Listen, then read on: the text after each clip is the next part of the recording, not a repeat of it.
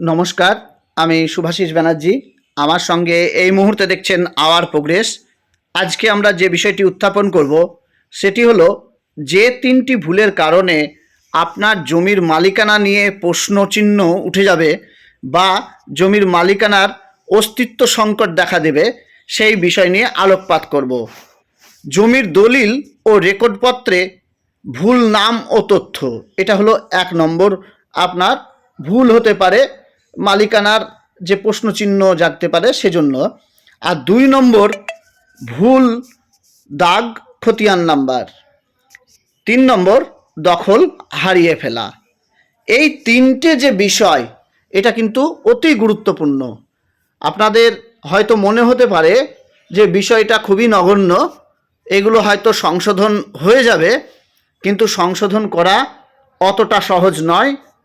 খুবই কঠিন কাজ বা সবচেয়ে জটিল ভুল বলতে পারেন এই তিনটি কারণটাকে।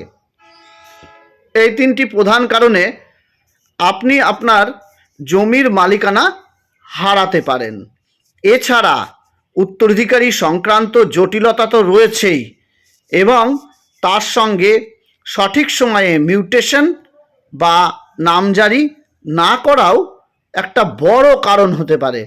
কারণ আমরা অনেক সময় গড়িমসি করি, বিশেষ করে মিউটেশন বা নামজারি করার ক্ষেত্রে আমরা দলিলটি করে নিই, রেজিস্ট্রেশন করে নিই, তারপরে দীর্ঘদিন আমরা মিউটেশন বা নামজারি করি না। এক্ষেত্রে কি হয়, যদি ওটা সেল ডিড হয়, অর্থাৎ বিক্রয় দলিল হয়, যার কাছ থেকে জমিটা আপনি কিনেছিলেন, মিউটেশন করাননি, এক্ষেত্রে তাদের যারা ওয়ারিস তারা কিন্তু কোনো কোনো সময় তারা নিজের নামে রেকর্ড বা নামজারি করে নিতে পারে। সেক্ষেত্রে আপনার যে দলিল, বৈধ দলিল, সেটা প্রশ্নচিহ্নের মুখে দাঁড়িয়ে যায়। এবার আপনারা যখন বিএলআরও অফিসে যান, তখন গিয়ে বলেন যে আমাদের এরকম দলিল রয়েছে, কিন্তু তা সত্ত্বেও ওয়ারিসদের নাম সেখানে উঠে গেছে রেকর্ডে, মানে আপনি যার কাছে জমি কিনেছিলেন তার ওয়ারিসদের নাম। তখন সেই মিসকেসের আবেদন করতে হয়। তারপরে বিএলআরও সাহেব যদি আপনাকে সেই সুযোগটা দেয়, তাহলে আপনি হিয়ারিংয়ে আপনার দলিল দেখাতে পারেন। আর সেক্ষেত্রে এটা প্রমাণ হয় যে আপনি কিনেছেন জমিটা, তো সেখানে রায়টা হয়তো রায়টা আপনার পক্ষেই আসবে। কিন্তু এই যে ভোগান্তি, এই ভোগান্তিটা তো আপনাকে পোহাতে হচ্ছে প্রথম দিকে। আর যদি এর বিরুদ্ধে আপনি স্টেপ না নিতে পারেন, তাহলে কিন্তু এটা একটা বড় জটিলতার কারণ হয়ে দাঁড়াবে আপনার জীবনে।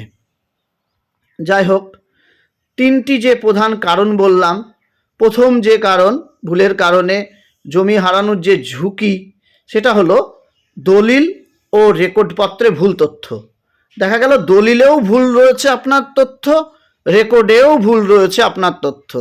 সেক্ষেত্রে যে আপনি মানে সেই জমির মালিক, এটা কিন্তু প্রমাণ করা দুষ্কর হয়ে দাঁড়াবে। অনেক ক্ষেত্রে দেখা যায় দলিল যেটা রয়েছে, দলিলে আপনার একটা নাম রয়েছে, রেকর্ডে গিয়ে আবার অন্য নাম হয়েছে, এটা হতে পারে। বা দলিলের নামটাই ভুল আপনার, আর রেকর্ডের নাম দলিল অনুযায়ী হয়, সেক্ষেত্রে ভুল হয়ে গেল পুরোটাই। এবার কেউ এসে বলল যে কেস করলো, যে দখলকারী বা অন্য কেউ কেস করলো যে আপনি সেই উপযুক্ত ব্যক্তিই নন, আপনার কেওয়াইসি ডকুমেন্ট দেখি। যেমন অনেক ক্ষেত্রে কি হয়েছে আপনাদেরকে বলে দিই, যে দলিল করেছেন, কিন্তু উনি ওনার ডাক নামে করে দিয়েছেন। ডাক নাম হলো সাধুচরণ হালদার, আর রেকর্ডে ওই সাধুচরণ হালদারই উঠেছে, কিন্তু ওনার যত ডকুমেন্ট রয়েছে, ভোটার কার্ড বলুন, আধার কার্ড বলুন, সেগুলোতে দেখা গেল হাবুচরণ হালদার রয়েছে। এই ক্ষেত্রে কিন্তু সমস্যার সৃষ্টি হবে। দলিল বা খতিয়ানে নিজের নাম, পিতার নাম বা ঠিকানা ভুল থাকা উচিত নয়। এগুলো কিন্তু আপনাকে সংশোধন করে নিতে হবে। যদি এগুলো ভুল থাকে, তাহলে কিন্তু আপনি আপনার যে কেওয়াইসি ডকুমেন্ট, অর্থাৎ Aadhaar card, PAN card, voter card, এইগুলো দিয়ে কিন্তু আপনি আর প্রমাণ করতে পারবেন না যে আপনি ওই জমির মালিক। তখন কেউ যদি সেই জমি দখল করে নেয় বা আপনার যে যারা বিক্রেতা ছিল তাদের পূর্ব যারা ওয়ারিশ রয়েছে, সেই ওয়ারিশরা মানে পূর্ব উত্তরাধিকারী যারা রয়েছে তারা রেকর্ডে নামটা তুলে নিতে পারে, এটা কিন্তু হতে পারে। 2 নম্বর যে ভুল দাগ ও খতিয়ান নাম্বার। দলিলে ভুল দাগ নম্বর আপনি তুলে ফেলেছেন বা খতিয়ান বা চৌহদ্দি সীমানা যেটা উল্লেখ করা হয়, এক্ষেত্রে কিন্তু একেবারেই আপনি যতই বলেন জমি কিনেছি, তাহলে কিন্তু যে দাগ নম্বর আপনার ভুল হয়ে গেছে, আপনি যেখানে বর্তমানে আপনার বাড়ি করেছেন, বাস করছেন, কিন্তু দলিলে ভুল দাগ আছে, তাহলে কিন্তু এটা প্রমাণ আপনি কিছুতেই করতে পারবেন না যে ওই দলিলে এর মানে যে জমিতে বাস করছেন সেই জমি আপনার।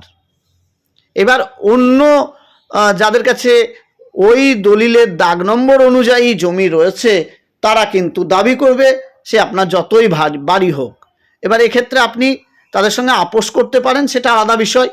তো আমাদের এখানে এরকম অনেক ঘটেছে যে জমিতে বাস করছে, বাড়ি করা হয়ে গেছে, 20 বছর 30 বছর ধরে বাস করছে, কিন্তু এবার পার্শ্ববর্তী যে জমির মালিক সে বলছে যে আপনার দলিলে ভুল আছে, দাগ নম্বর, এইটা আমার জায়গা, আমার দলিল আছে।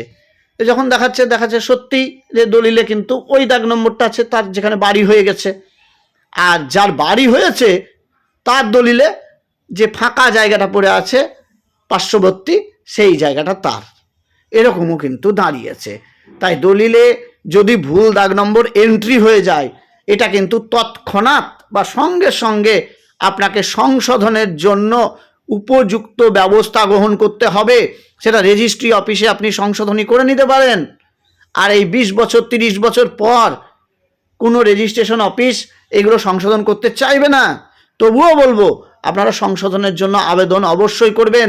সেক্ষেত্রে পিঠ দলিল দিয়ে হোক বা যে কোনো যে মানে ন্যায় প্রসেস, সেই প্রসেস মেনটেন করে চলবেন।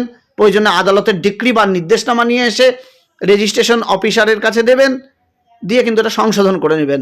নাহলে কিন্তু বড় ভোগান্তি আপনার জন্য অপেক্ষা করছে। খতিয়ান বা চৌহদ্দির সীমানা উল্লেখ করা, এইটা কিন্তু একটা ভীষণ ইম্পর্টেন্ট। এই খতিয়ানে আপনার খতিয়ান নাম্বারটাও কিন্তু এই দলিলে উল্লেখ করে দেবেন। আর আরেকটা আপনারা জানেন যে খতিয়ান নম্বর যেটা আপনার আসে অর্থাৎ রেকর্ডে, সেটা আগত খতিয়ান নম্বর কোথা থেকে এলো সেটাও লেখা থাকে। আর সীমানাটা দেখবেন আগেকার যে জমিগুলো তাতে বেশিরভাগই চৌহদ্দির উল্লেখ নেই। এই চৌহদ্দির উল্লেখটা করা দরকার, যে আপনার উত্তর সীমানায় কে রয়েছে, পূর্ব সীমানায় কে রয়েছে, দক্ষিণে কে, পশ্চিমে কে, বা কত পরিমাণ বাহু বা সেটা নকশা, এগুলো কিন্তু অন্তত দরকার, যাতে আপনার জমিটা চিহ্নিত করা যায়। দাগ নম্বর ভুল হলেও হতে পারে, কিন্তু যখন চৌহদ্দি বা সীমানা যদি উল্লেখ থাকে, তাহলে একটা আপনার নলেজ পাওয়া যায় যে বিষয়টা এরকম হতে পারে। যাই হোক, দাগ নম্বরটা কিন্তু ভেরি ভেরি ইম্পর্টেন্ট। 3 নম্বর দখল হারিয়ে ফেলা, যেটা একেবারে মোস্ট ইম্পর্টেন্ট ম্যাটার। আপনার যদি দখল না থাকে, দখল যদি আপনি হারিয়ে ফেলেন বা মিউটেশন না করা, জমি ক্রয় বা প্রাপ্তির পর তা নিজের দখলে না রাখা বা দ্রুত মিউটেশন না করা অর্থাৎ নামজারি না করা, এইটা কিন্তু চরমতম ভুল। এটার জন্য তো আপনার মানে কোনো ক্ষমায় নাই বলতে গেলে, একেবারে আপনি জমির মালিকানা পর্যন্ত হারিয়ে ফেলতে পারেন। এজন্য আপনার দ্রুত যখনই জমি কিনবেন তখনই আপনি দখলে জমিটা নিয়ে আসবেন। এবার দখলে জমি নিয়ে আসা মানে এই নয় যে আপনার জমিটা আপনি আপনার পার্শ্ববর্তী কোনো জায়গায় তুলে নিয়ে এলেন, বা এগুলো তো হয় না বাস্তবে। সেই জন্য দখলে নিয়ে আসা মানে আপনি সেই জায়গায় হয়তো গাছ লাগালেন, সীমানা প্রাচীর দিলেন, বা ছোটোখাটো কোনো কনস্ট্রাকশন করলেন। কনস্ট্রাকশন বলতে গেলে আপনি হয়তো একটা টালির বাড়ি করলেন, একটা ছোট্ট ঘর করলেন, পায়খানা বাথরুম করলেন, থাকার মতো বা কুটিরের মতন করলেন, যাতে আপনার দখল সত্ত্ব বজায় থাকে। ও আপনি সেই জায়গায় মাঝে মাঝে গেলেন, ভিজিট করলেন, সবসময় নাই যেতে পারেন, দখলের জমিটা আপনার রাখতে হবে। সেই জন্য গাছপালাটা লাগিয়ে দেওয়া এবং সীমানা প্রাচীরটা করা একান্তই দরকার, এবং মাঝে মাঝে আপনার সেখানে উপস্থিতি দরকার, জানানো দরকার। এটা কিন্তু করা প্রয়োজন, কিন্তু দখলটা কিন্তু বজায় রাখবেন। আর কখনো মানে জমি কেনার পর আপনি মিউটেশন বা নামজারি না করিয়ে বসে থাকবেন না, এটা দ্রুত মিউটেশন করাবেন। অনেকে 20 বছর 10 বছর বা 30 বছর হয়ে গেছে মিউটেশন করায়নি।